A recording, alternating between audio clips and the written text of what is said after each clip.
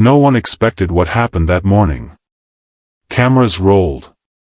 World leaders held their breath. And then, Emmanuel Macron, the president of France, fell to his knees. In front of everyone. In front of Captain Ibrahim Traoré. It wasn't staged. It wasn't diplomatic theater. It was real. Raw. Unscripted. A moment that shattered decades of quiet disrespect. And what Traoré said in response. It shocked the world. Because he didn't bow. He didn't thank him. He didn't smile for the cameras. He did something far more powerful. He reminded the world what dignity looks like. This wasn't just about Burkina Faso. This was about every small nation that's ever been told to stay in its place. About every African voice that's been silenced or twisted. So if you believe that a small country can stand tall in front of empires, if you believe Africa deserves to write its own future, like this video. Subscribe to the channel, not just to support, but to stand with us. Because this isn't just a story about history, this is a call to those who still believe in justice, in freedom, in honor. We're not watching history anymore. We're writing it. Together. And just like that, we rewind. 2 days earlier, a private jet touched down quietly at Charles de Gaulle Airport. No motorcade. No waving flags. No red carpet. Captain Ibrahim Traoré stepped off the aircraft in a plain black suit. No military medals.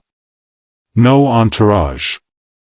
Just his chief advisor and a folder tucked beneath his arm. He didn't smile. He didn't wave. He didn't say a word. From the moment he arrived, something was different. Journalists whispered.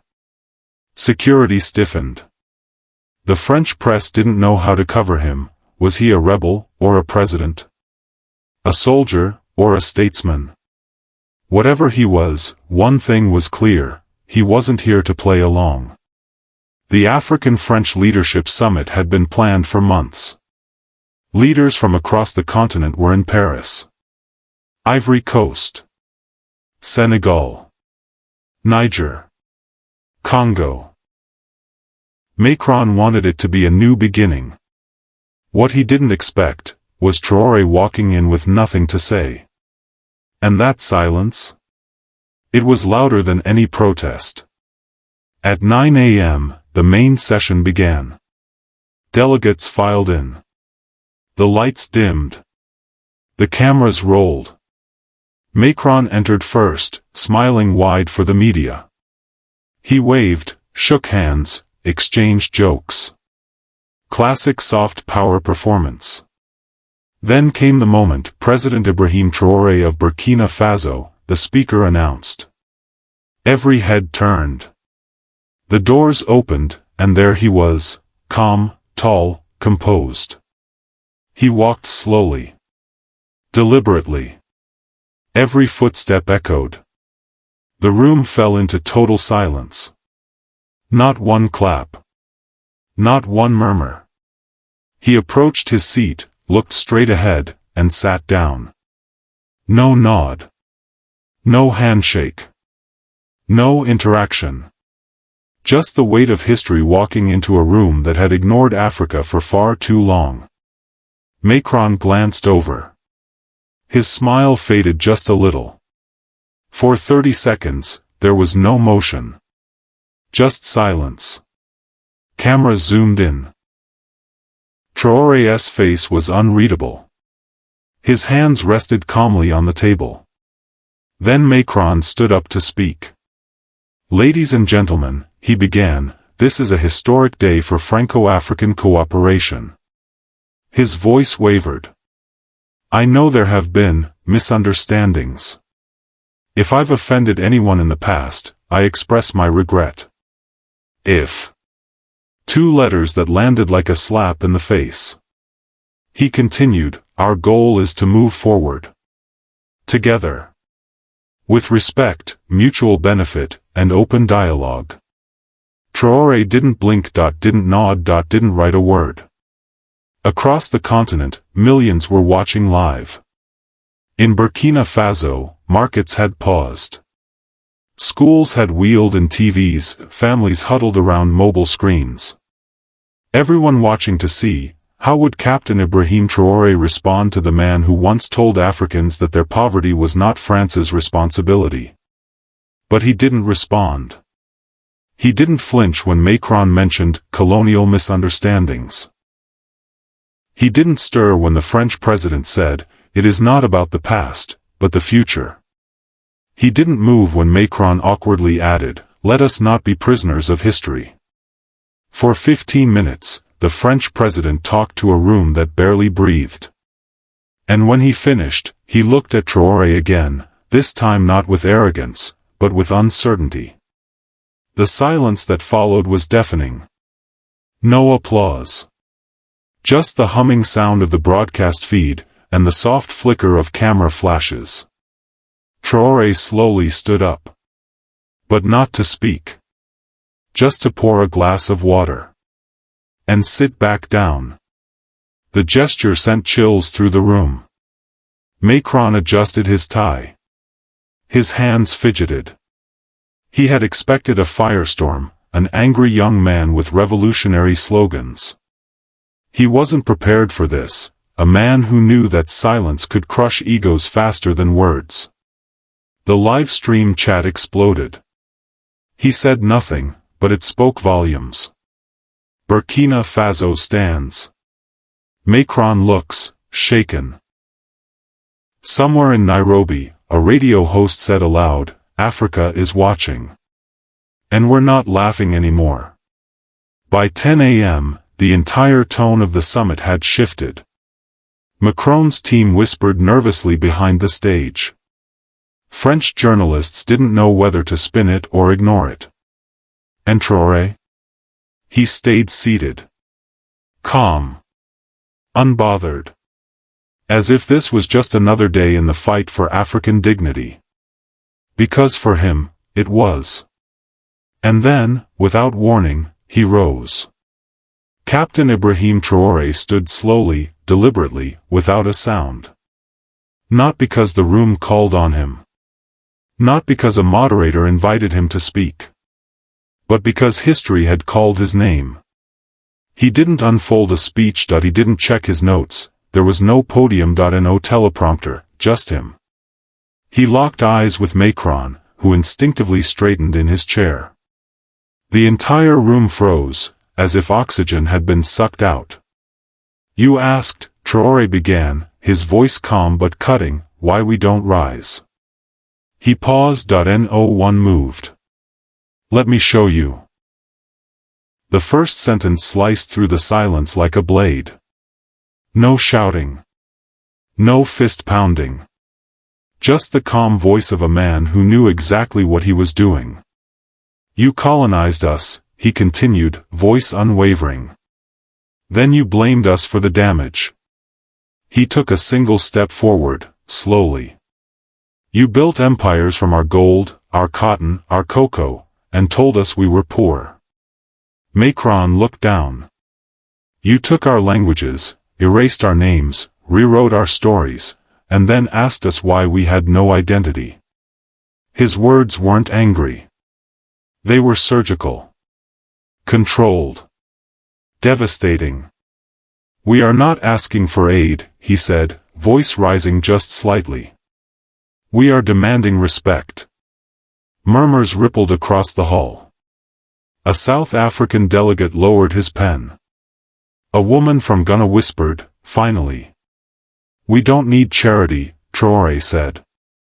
"We need partnership." He looked around the room, not just at Macron now, but at the entire summit of leaders. "We will no longer sign agreements we didn't write. We will no longer trade dignity for development. We will no longer pretend that cooperation means submission." You could hear someone's earpiece crackling on the live feed. But no one dared to interrupt. "Do you know what it means?" Traoré said, his tone quieter, more solemn now. to grow up learning about Napoleon before knowing the names of your own ancestors? A long silence followed. He let it hang. Then came the shift.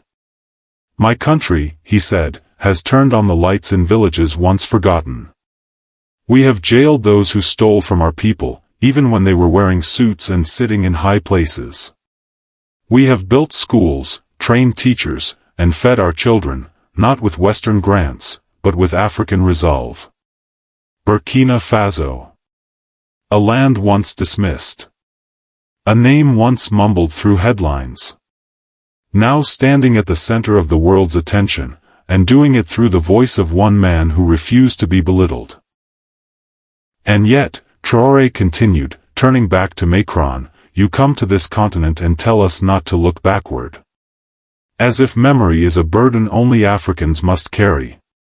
Macron shifted uncomfortably in his seat. His fingers tapped a slow, anxious rhythm on the desk. You say it's time to move forward, Traoré said. Then let's move forward, with truth. With apology. With equality. A beat. He exhaled. Looked at the room again. My people did not send me here to smile for the camera. They did not send me here to shake hands with ghosts. They sent me here with a message: Africa is no longer waiting for permission. Someone in the back clapped once. Then stopped, unsure. You see this face? Traoré said, gesturing to himself. This is not a rebel. This is not a soldier with a gun. This is a leader chosen by his people. A man who answers only to them. He paused once more, then said, slowly and clearly. You will not speak of Africa in past tense ever again. The statement landed like a hammer. From the far corner, a Congolese diplomat stood up, quietly, respectfully. Then a representative from Mali followed. Then Senegal. A wave began. Silent. Dignified. But unstoppable. One by one, African leaders began to rise. Macron looked around, as if unsure whether this was a protest or a pledge. It was both. For a moment, it seemed like time itself held its breath. Traoré remained still, standing tall among a room now filled with leaders rising, not against Macron, but with Traoré. Not because of what he had said, but because of what he meant. Because something had shifted. This wasn't about bilateral deals, this wasn't about aid packages or diplomatic handshakes. This was a reckoning. For too long, the world had spoken about Africa without listening to it. That era had ended in this very room, under these very lights, in front of every camera on the planet. Traoré didn't cry. He didn't raise his voice, that he just stood there. Immovable, unshaken, sovereign.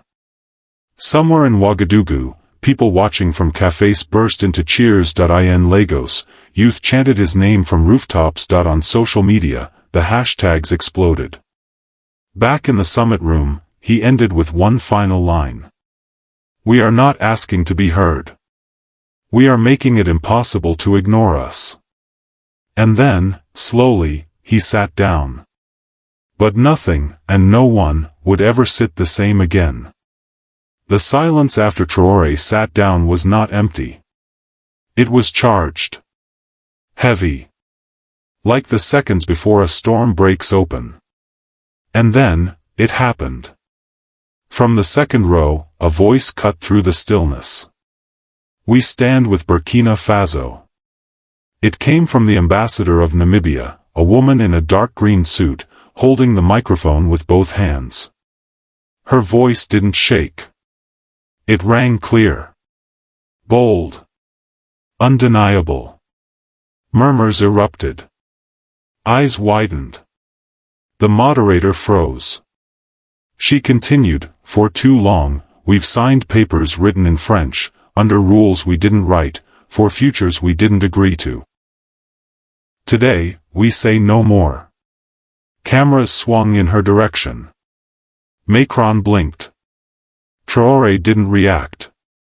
He didn't need to. Because others were already rising.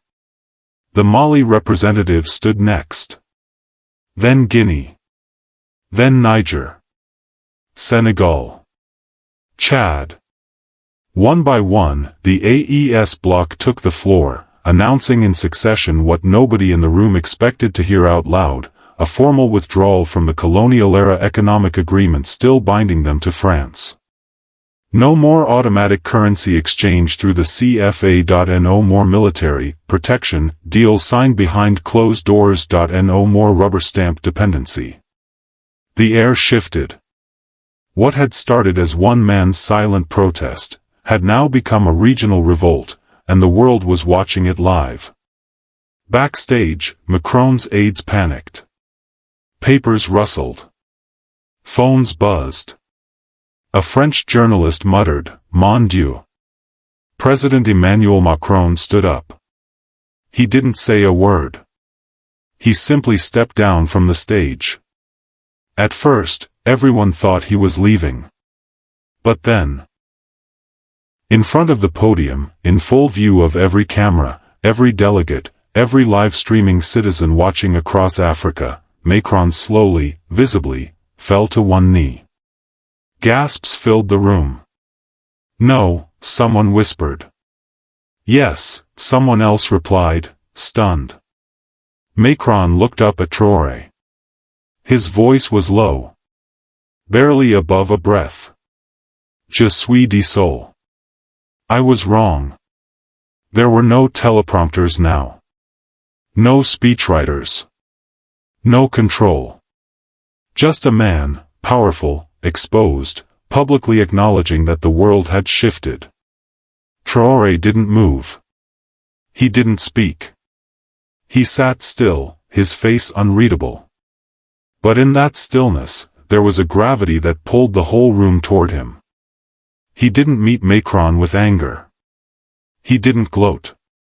He simply watched, like a man who had already made peace with the weight of what he carried. And in that moment, it became clear. Captain Ibrahim Traoré didn't win by speaking louder. He won by standing taller. He didn't need revenge. He brought reckoning that he didn't demand apology. He inspired surrender that he didn't chase power. He revealed it. The camera zoomed in. The world zoomed in. On the live stream, comments poured in by the second. "I'm crying. I've never seen anything like this. Africa is done begging." Traoré made a man kneel without raising his voice. The entire hall was on its feet. Not in chaos. In awe. Some clapped gently. Some stood in solemn respect. But all of them understood, something historic had just unfolded. And no one could unsee it. No one cheered for Macron, all eyes were on the man who remained silent, and unshaken. Traoré rose. Not in haste. Not in anger. But like a man who had said everything he needed to say, without a single wasted word. He walked toward the exit. As he passed the delegates, many lowered their heads. A few placed fists to their chests. One whispered in disbelief, "He did it. He actually did it." Outside the building, crowds had gathered. Some had traveled overnight just to catch a glimpse. When the doors opened and Traoré emerged, they erupted. Flags waved. Children on shoulders. Mothers in tears. Elders lifting walking sticks skyward. But Traoré didn't raise his hand. He simply looked out. Quiet. Steady. And then disappeared into the convoy without fanfare. Inside, the cameras still rolled. Macron remained kneeling, unsure of what to do next. The broadcast cut back to the anchors. One in Dakar had tears in his eyes. "We have just witnessed," he said, the day power changed hands. From one voice to many, from silence to shift, from Burkina Faso to all of Africa. It had started with silence, but now, the whole world was speaking his name. The rain had just begun to fall in Paris. A soft drizzle. Cold. Steady. The kind of rain that seemed to cleanse something, the kind that reminded people they were still alive. Through the side entrance of the Palais de la Nation, a single figure emerged. No cameras followed. No aide surrounded him. No umbrella hovered overhead. It was Captain Ibrahim Traoré, walking alone. His coat damp. His boots quiet. His pace steady. And in that moment, he wasn't just a president, he was a symbol. A man who had spoken without shouting, a man who had knelt to no one, and made others kneel without asking, a man who had turned silence into thunder. The photo would later go viral. Traoré walking down the cobbled path, his silhouette reflected in the puddles below him. Head high. Shoulders straight. Behind him, the summit building still glowed under artificial lights. But he never looked back. The caption read, "The fire. The mirror. The first." African news outlets couldn't stop replaying the summit. French media debated it in panic. Western commentators struggled to explain what they had witnessed. But across Africa, no explanation was needed. In schools, children reenacted the moment Macron dropped to his knees. In city murals, Traoré's calm stare was painted beside quotes, "We are not asking for aid. We are demanding respect. Africa is not a beggar. Africa is a builder. We are no longer asking for permission. We are standing." Burkina Faso, long dismissed as one of the poorest nations in the world, had become something no one expected. A blueprint. A mirror for a new Africa. Electricity expanded in rural towns, corrupt officials were replaced with citizen councils, young people who once planned to emigrate were now staying, building, teaching, believing. And across the continent, others began to follow.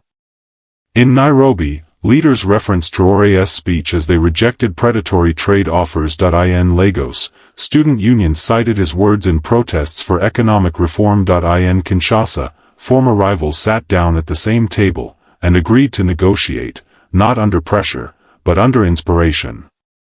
The ripple wasn't a trend. It was a shift. Meanwhile, in Ouagadougou, Captain Ibrahim Traoré returned home to no parades. Just people. Waiting. Watching. Silent at first. Then one child, no older than 6, ran toward him and wrapped her arms around his leg. She didn't say a word, but her eyes, wide and proud, said everything. Traoré lifted her gently, smiled faintly, and whispered, "It's your future. We're only borrowing it." That line would become the next rallying cry, etched onto signs. Printed onto shirts. Spoken on radios. "It's your future. We're only borrowing it." A few weeks later, the African Sovereignty Summit convened in Ouagadougou. 41 nations attended, voluntarily. No one was pressured. No bribes. No handshakes with strings attached. They came because something had shifted, and they wanted in. Traoré addressed them, not from a podium, but from the same floor as everyone else. "Power is not sitting higher," he said. "It's standing together." He unveiled an initiative called the Dawn Pact, a set of principles for inter-African cooperation, mutual defense, and economic independence. No signatures with conditions. No foreign observers. Just Africans. For Africa. The pact didn't seek enemies. It sought strength. It didn't scream sovereignty. It practiced it. That night, as the summit ended and delegates left, a quote from Traoré was projected across the city's skyline in bold white letters. Africa is not broken. It is becoming. And indeed, something new was becoming. Cut to present day. The screen fades to black. Then a soft heartbeat. Then a voice. Captain Ibrahim Traoré's voice. Measured. Strong. Familiar. If you're still watching, then you believe. You believe that a small nation can stand tall against the powerful. You believe that Africa deserves to write its own future, not wait for one to be written for us. This is not about one summit. Not one speech. Not even one man. It's about you. Your voice. Your fire.